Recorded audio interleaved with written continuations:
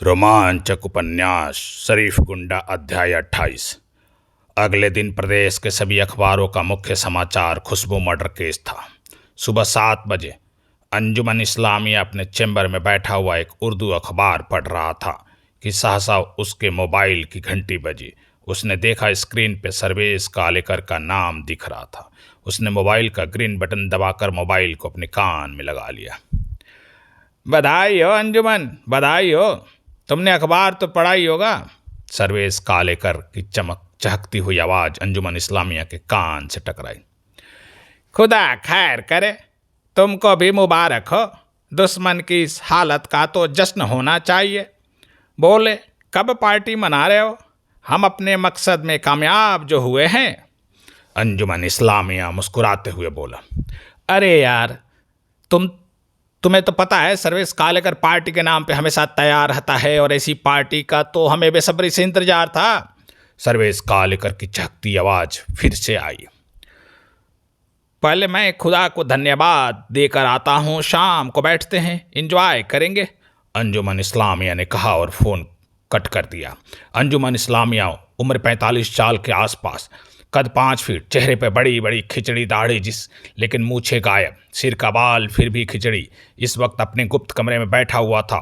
उसने फिर से अखबार पढ़ना शुरू कर दिया। वह सहसा चौंक पड़ा जब दरवाजे पे आहट हुई। उसने अखबार को पास के टेबल पर रखा और दरवाजे की तरफ बढ़ गया। दरवाज़ा खोला। वालेकुम सलाम जनाब, लौंडे तैयार हैं, आपका इंतजार कर रहे हैं, एक गैंडे की तरह दिखने वाले आदमी ने कहा, जो इस वक्त हरे रंग का पैजामा कुर्ता पहने हुए था। तुम चलो, मैं आता हूँ, अंजुमन इस्लामिया सलाम स्वीकार करते हुए बोला। गैंडा जैसे दिखने वाला शख्स चला गया और अंजुमन इस्लामिया ने दरवाज़ा बंद किया और अपना पसंदीदा ड्रेस पहन लिया। अंजुमन इस्लामिया हमेशा घुटनों तक लटकती कोट टकने से ऊपर उठता हुआ पजामा पहनता था। कद छोटा होने की वजह से उसकी एक अजीब कॉमेडी वाली शख्सियत हो जाती थी। उस लिबास में उसने अलमारी पर पड़े कुछ कागज अपने हाथ में लिए और कमरे से बाहर निकल गया। कमरे के बाहर एक पतली गैलरी थी। वह गैलरी से आगे बढ़ गया। कुछ दूर जाने पर गैलरी खत्म हो गई और अंजुमन ने दीवार पर जोर से 7 बार मुक्का मारा। अभी तक जो एक सीमेंट से बना दीवार दिख रहा था, अब वो स्लाइडिंग दरवाजे के रूप में तब्दील हो गया और एक तरफ घसकता चला गया। अंजुमन इस्लामिया ने अंदर कदम रखा। अंदर एक 50 बाई 50 का बड़ा सा हॉल था, जिसमें ढेर सारे ग्रीन रंग के गद्देदार चेयर रखे हुए थे और उन चेयरों पर नौजवान लड़के बैठे हुए थे। अंजुमन इस्लामिया ने जैसे ही अंदर कदम रखा, चेयरों पर बैठे लड़कों ने अदब से खड़े होकर झुककर अंजुमन इस्लामिया को सलाम किया। लगभग 30 लड़के थे, एक दम क्लीन शेव्ड, वेल ड्रेस। उनको देखते ही किसी खूबसूरत मेल मॉडल का ख्याल दिमाग में आ रहा था। सब एक से बढ़कर एक, शरीर से सुडौल और चेहरे से गोरे चिकने। लगभग सबकी लंबाई 6 फीट के पार थी और सबके चेहरे पर मुस्कान विराजमान थी। सबको देखते ही मुंह से वाव निकलना लाजमी था। मैंने मना किया था आप लोगों को सलाम करने की जरूरत नहीं है, करना भी है तो अदब से दोनों हाथ जोड़कर प्रणाम करो, अंजुमन इस्लामी अपने होठ पे कुटिल मुस्कान लिए बोला। हम तुम लोगों पे लाखों रुपया लुटाते हैं, पता है क्यों? क्योंकि तुम लोग कौम किसान हो। कौम को बढ़ाने की जिम्मेदारी तुम लोगों के ऊपर है। अंजुमन इस्लामिया पल भर के लिए रुका और 30 लोगों में से एक शख्स जो सामने से लाइन में बैठा था उससे देखकर मुस्कुराया। क्यों गौरव, मैंने ठीक कहा ना? अंजुमन इस्लामिया हंसते हुए बोला। हाँ जनाब, आपने बिल्कुल दुरुस्त फरमाया, गौरव कुटिल मुस्कान होठों पे लिए बोला। अब आप लोग गौरव को ही देखिए, इसका असली नाम हमजा है। इसने मेरे बिजनेस पार्टनर सर्वेश कालेकर की बेटी को प्यार के जाल में फंसा रखा है और अब वह इसके इशारे पर कुछ भी करने को तैयार है, बल्कि किया भी। कल उसने हमारा एक अहम काम किया जिससे हम एक आदमी से अपना बदला लेने में सफल हुए। अंजुमन इस्लामिया कुटिल मुस्कुराया। गौरव यानी हमजा सीना तान कर बैठ गया। उसका चेहरा पहले से ज़्यादा खिल गया था क्योंकि अंजुमन इस्लामिया ने उसकी प्रशंसा जो कर दी थी। मैंने तुम लोगों को यहाँ इसलिए बुलाया है कि अपने कामों में ज़्यादा ध्यान दो, अपने हैंडसम होने का फ़ायदा उठाओ और हिंदू बनकर हिंदू की लड़कियों को अपने प्यार के जाल में फंसाओ, और जब वो तुम्हारे प्यार में दीवानी हो जाए तब तुम उन्हें बताओ कि तुम हिंदू नहीं मुस्लिम हो और उन्हें मुस्लिम धर्म अपनाकर तुमसे शादी करनी पड़ेगी। प्यार में घायल लड़कियां कुछ भी करने को तैयार हो जाती हैं। यहाँ तो सिर्फ धर्म बदलने की बात है। खुदा कसम, एक दिन ऐसा आएगा जब लाखों करोड़ों हिंदू लड़कियों को हम मुस्लिम धर्म में कन्वर्ट करवाने में सफल हो जाएंगे। फिर इस देश में सिर्फ हमारे कौम का राज होगा, सिर्फ हमारे कौम का राज। अंजुमन इस्लामिया के होठों में मुस्कान गायब हो गई थी और कठोरता ने अपना साम्राज्य बना लिया था। अंजुमन इस्लामिया पल भर के लिए रुका और फिर बोला, तुम लोग को जितना रुपया चाहिए हम देने को तैयार हैं। हमारे संगठन में और लोगों को लाओ, ज़्यादा से ज़्यादा मुस्लिम सुंदर नौजवानों को हमारे ग्रुप में शामिल करो। हमें हर हाल में अपना लक्ष्य पाना है। कोशिश करो कि ऊंचे घरानों और हिंदू के ऊंची जाति की लड़कियों को अपने प्यार के जाल में फंसाओ। इससे हमें धन भी मिलेगा और धर्म का प्रचार भी। जब वो लोग इस्लाम में कन्वर्ट होंगी तो उनसे ये बात मीडिया में बुलवाओ कि उन्होंने इस्लाम धर्म को इसलिए अपनाया क्योंकि वह हिंदू धर्म से कहीं बेहतर है। उनसे बुलवाओ कि उन्हें खुदा और सिर्फ खुदा पर भरोसा है। और हाँ, ये कोई ज़रूरी नहीं कि तुम लोग एक शादी करोगे। जितनी लड़कियों को प्यार के जाल में फंसाकर शादी कर सकते हो करो। रहने के लिए अलग अलग घर हम देंगे। ध्यान रहे सबको अपने काम पर ध्यान देना है और लक्ष्य को पाना है। अब आज की मीटिंग मैं इसी बात के साथ समाप्त करता हूँ। अगली मीटिंग तक हमें बढ़िया रिजल्ट चाहिए। कहते हुए अंजुमन इस्लामिया गौरव की तरफ मुड़ा। बाकी लड़के चेयर से उठने लगे। हमजा, तुम रसिक रंजन पायल के लिए काम करना बंद कर दो। लेकिन मैं तो, गौरव यानी कि हमजा सकपकाते हुए बोला। लेकिन उसकी बात को बीच में काटकर अंजुमन इस्लामिया गुर्राते हुए बोला, मैं इतना बड़ा संगठन ऐसे ही नहीं चलाता हूँ। मेरी निगाहें सब पे रहती है। हमें बेवकूफ़ समझने की गलती मत करना, वरना।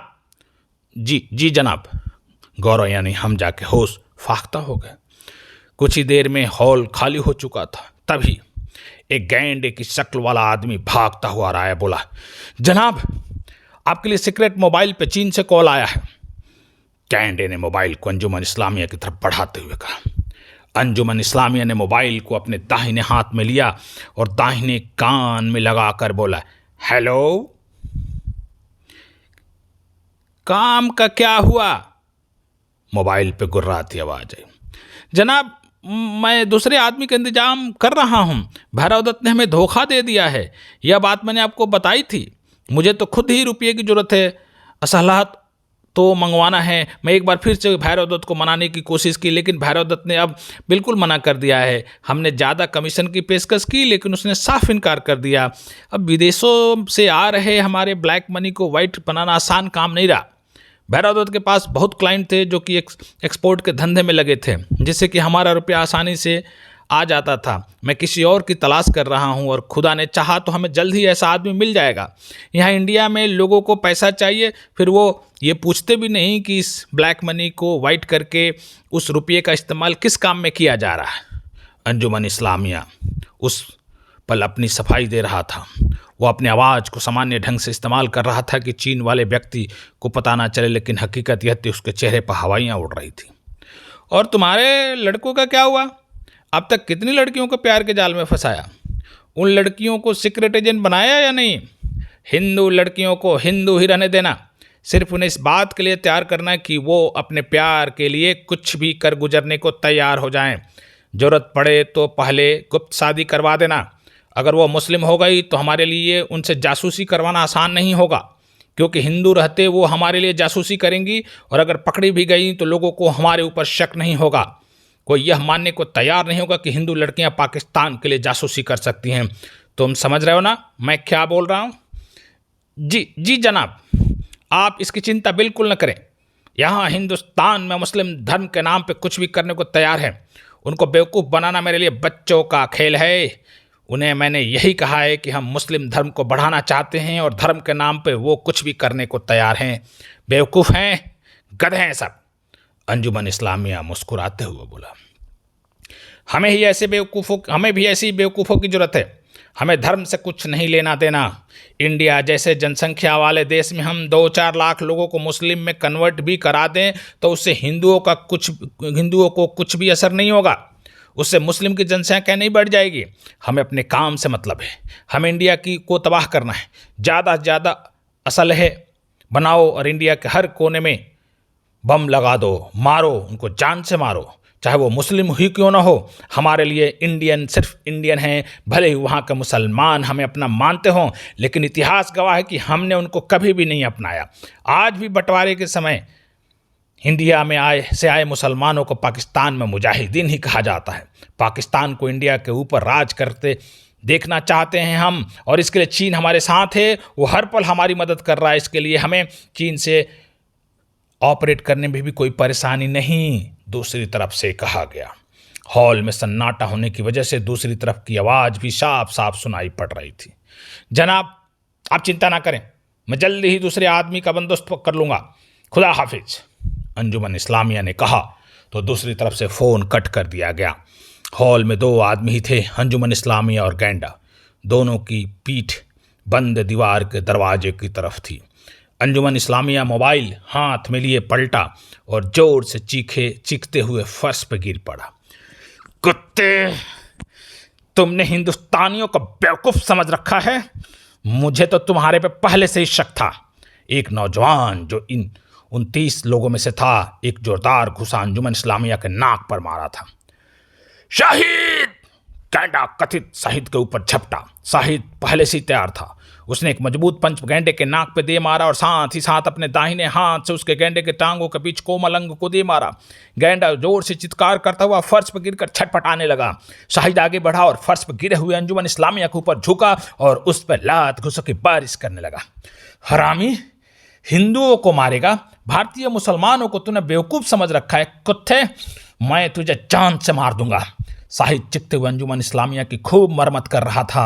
अंजुमन इस्लामिया अधमरा सा हो गया था, क्योंकि एक जवान शाहिद ने उसे जवानी भरी हाथों से पीट रहा था। ठीक तभी गुप्तथल का दरवाजा सरका और 4 हथियार बंद मुस्टंडे वहां प्रकट हुए। सब दौड़ते हुए शाहिद पर झपटे। शाहिद उनसे भिड़ गया। तभी एक शोला निकला और शाहिद के कंधों में समा गया। आह! चीखते हुए शाहिद फर्श पे गिर पड़ा।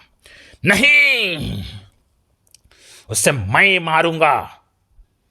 जैसे ही एक मुस्टंडा जिसने शाहिद को गोली मार थी फिर से गन को उस पर ताना, अंजुमन इस्लामिया चीख पड़ा। अंजुमन इस्लामिया बमुश्किल फर्श से उठा और उसने अपने एक हाथ से नाक से बहते हुए खून को साफ किया और आगे बढ़ा। एक मुस्टंडे ने गन लिया और शाहिद पर तान दिया। मार मार कुत्ते मार, शाहिद मरने से नहीं डरता। शाहिद दर्द में भी हंसता हुआ बोला। गुस्से में घायल अंजुमन इस्लामिया ने शाहिद के पेट पर अपने पैर से प्रहार किया। शाहिद दर्द से बिलबिलाया। तूने भारतीय मुसलमानों को पाकिस्तान की जूती समझने की भूल कर दी अंजुमन। तू शायद भूल गया, तूने शायद भारतीय इतिहास उठाकर नहीं पढ़ा। तुझे शायद मालूम नहीं आज़ादी की लड़ाई में मुसलमानों ने अहम भूमिका निभाई थी। और फिर तू कैसे भूलेगा? कारगिल की लड़ाई तो तू भूला नहीं होगा। भारत के मुस्लिम फौजी बटालियन ने तुम्हारे खिलाफ लड़ाई लड़ी थी और तुम लोगों को कुत्ते की तरह भगा के मारा था। हो सकता है कुछ मुट्ठी भर मुसलमान पाकिस्तान के रहनुमा हो, लेकिन मुझे मालूम है हम भारतीय हैं और हम हर मुसलमान अपने देश के लिए जान दे सकता है। तू इस गलतफहमी मत रहना कि तू धर्म के नाम पे मुसलमानों को ज़्यादा दिन तक बेवकूफ़ बना सकता है। आज का मुसलमान पढ़ा लिखा है, वो अपना भला बड़ा समझता है। तुम मुसलमानों को ज़्यादा दिनों तक बरगला नहीं सकते। तुम्हारा अंत बहुत भयानक होगा।